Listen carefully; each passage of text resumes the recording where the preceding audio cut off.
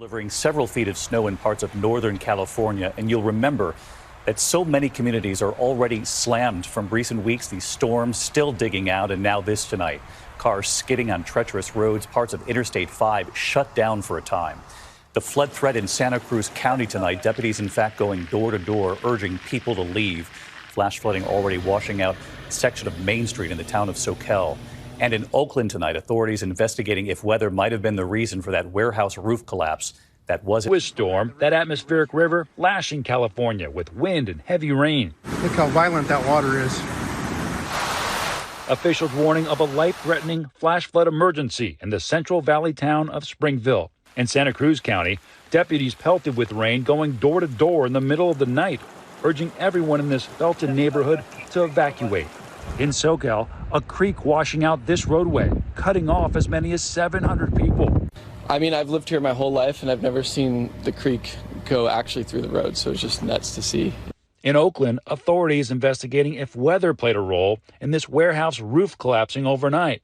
One person killed, another hurt.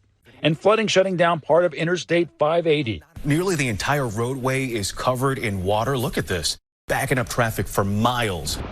North of Sacramento, at the Oroville Dam, they're opening the spillway for the first time in nearly 4 years. How fast is that water pouring out of the lake right now?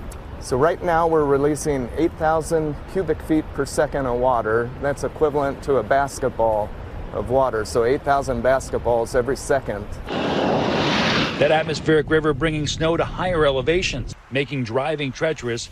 This vehicle sliding across Interstate 5 near Mount Shasta. Armola Lengi is in South Lake Tahoe, where they're warning of more possible roof collapses.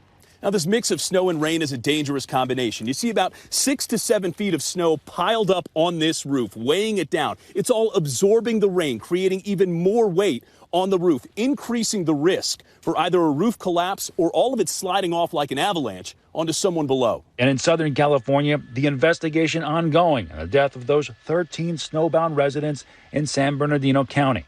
The sheriff's department saying they'll wait for the coroner to rule on official causes of death.